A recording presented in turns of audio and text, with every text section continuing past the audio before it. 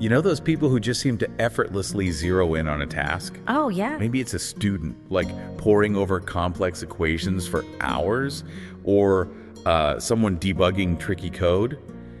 Their attention just locks on. It's really something, isn't it? The rest of the world seems to fade away, and they're just there, completely absorbed. Right, they can sit down with a dense textbook or dive into a challenging problem set, and their brain seems to instantly just click into gear. Yeah, absorbing and processing information with this kind of fluidity that, well, frankly, many of us can only dream of. Exactly. But then for so many others, getting and staying focused feels like such an uphill battle, a constant struggle. It really is, even holding on to a thought sometimes. Yeah. Whether it's trying to pay attention to something as seemingly simple as your breath, or, I don't know, just reading a single page without your mind wandering off too. Or grocery list, or what's for dinner, or that email you forgot to send. Totally. And, it's not simply a matter of willpower. I mean, that's definitely part of the equation, sure. But not the whole story. Not at all. What we're often seeing are fundamental differences in how our brains are wired, how they operate moment to moment. And that's precisely the core question we're exploring this deep dive. Right. Why do some people have this natural, productive focus? You see it with students, right? Some just get it and stay with it, while for others, it's this constant challenge. What's going on in there? In the brain. Exactly. So our mission today is to give you a shortcut to understanding the neurobiology, the neurochemistry, even the behavioral patterns behind these variations. And we're drawing directly from the sources you've shared, particularly looking at it from a neurological perspective, Yeah. which also sheds light on why practices like meditation can be, well, so transformative for focus. Okay, so where do we start? The brain's architecture. Let's start there. Think about the brain's baseline networks. These are kind of always running, and they're often competing for your attention. It's like your brain has a few default operating modes. Okay, what's the first big one we need to get? Right. The first is what neuroscientists call the default mode network, or the DMN. DMN, okay. This is basically your brain's autopilot for mind wandering. It kicks in when you're not focused on something external. So like daydreaming, thinking about the past, planning. Exactly. Reminiscing, planning your weekend, just letting thoughts drift. If you're a student trying to study, but your mind keeps jumping to, I don't know, the party last night or worries about an upcoming exam, well, your DMN is probably running the show. Gotcha. So for a lot of us, maybe especially if we're, say, beginners trying to meditate, or that student trying to focus on a lecture, this DMN is kind of hyperactive. That's a good way to put it. Hyperactive. It's like having a constant internal monologue, or maybe a highlight reel of your day just playing in the background. Makes sense. Your attention just drifts easily. You try to focus on your breath, and bam! Suddenly you're thinking about that embarrassing thing you said last week. Precisely that. And that overactivity makes anchoring your attention incredibly difficult. But here's where it gets really interesting. Long-term meditators, people who consistently practice focused attention, they show significantly reduced DMN activity. Ah, okay. So less of that background chatter. Less chatter, yes. But more than that, they also show a much stronger ability to actively suppress this network when they do decide to focus, whether it's on their breath or, tackling a complex problem. Their brains have essentially learned to quiet that internal noise more effectively. Wow, that's quite a shift. So if the DMN is the mind wanderer, what's the counterpart? What's going on when we're really in the zone, like those focused students we talked about? Right, that would be the task positive network. It's also known as the frontoparietal attention system. Task positive network. Okay, so the opposite of default mode. Exactly. If the DMN is the daydreamer, this network is the laser focused doer. It involves key brain areas in your prefrontal cortex and your parietal cortex. Things like the anterior cingulate cortex, the ACC, crucial for executive function, sustained attention. So when you're deep in study, analyzing complex data, maybe even doing something requiring intense physical precision. Like surgery, yeah, or maybe playing a complex musical piece. This network is firing on all cylinders. And this is where we see that natural focus difference, right? Some individuals, maybe those students who seem to just get absorbed, they naturally recruit this network more efficiently. That seems to be the case. They can lock on to a task, whether it's following their breath during meditation or really digging into a challenging academic subject much faster. And they maintain that lock with, less conscious effort. It's almost like your brain automatically flips the right switch. It kind of is. And what's really remarkable is the interplay between these networks. A strong, efficiently engaged task-positive network often means the brain is better at quieting down that DMN chatter. Ah, so they work in opposition, sort of. They often do, yes. Yeah.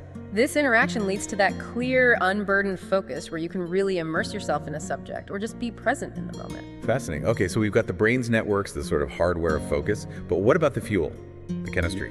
Yes, the neurochemistry. This is absolutely key. Let's talk neurotransmitters. They really set the stage for our ability to focus. First up, dopamine. Dopamine. We hear about it a lot with pleasure, reward. But focus. Absolutely focus. While it's fundamental to motivation and reward, it's also critical for how we sustain attention. Think about it. Higher baseline dopamine levels, especially in areas like the striatum and the prefrontal cortex, seem to make sustained focus easier, even enjoyable. Enjoyable. How so? Well, think of that student who genuinely gets a kick out of tackling a difficult math problem. Their brain is likely getting a rewarding dopamine release as they work through it.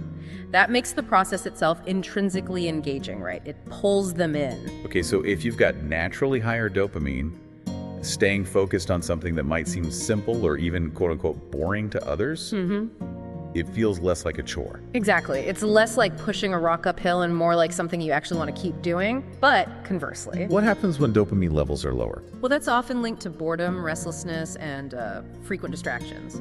For a student, this could look like constantly checking their phone while trying to read, or feeling this overwhelming urge to switch tasks, even when they know they should be concentrating on the textbook. So the brain's basically hunting for something more stimulating. It's seeking that next hit of novelty, because the current task isn't providing enough internal reward to hold its attention captive. Makes sense. Okay, what about GABA and serotonin? They sound a bit more calming. How do they fit in? They definitely play a calming role.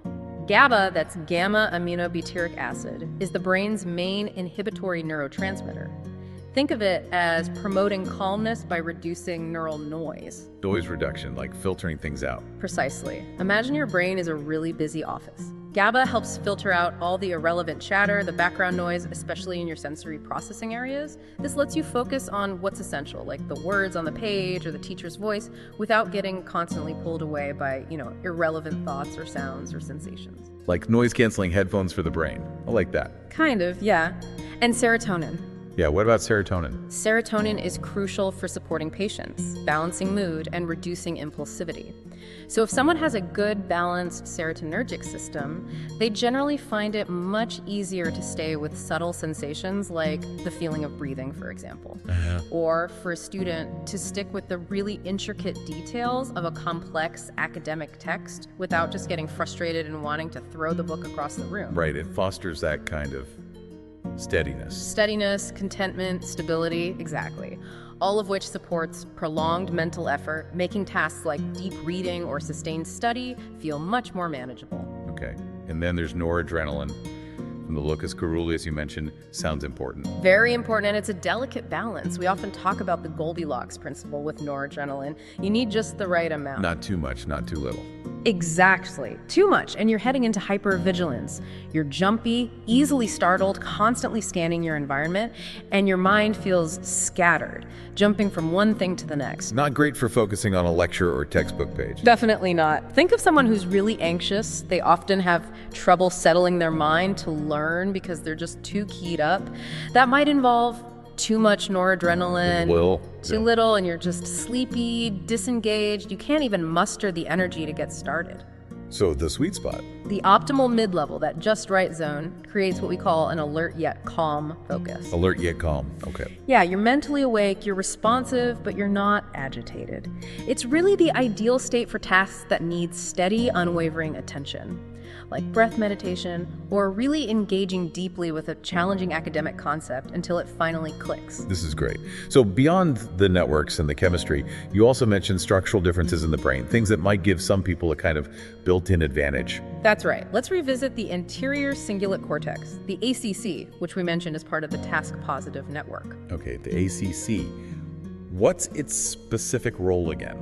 Its primary job is conflict monitoring. It basically notices when things aren't right, like when your attention drifts away from your goal or when you make an error. So if I'm trying to study and my mind starts thinking about lunch. Your ACC, if it's working well, is like this really effective internal supervisor. It flags that drift immediately, hey, you're off task, and that signal helps you pull your attention back to your studies. So a stronger or maybe more efficient ACC means better self-correction. Like your internal alarm clock for distraction is just more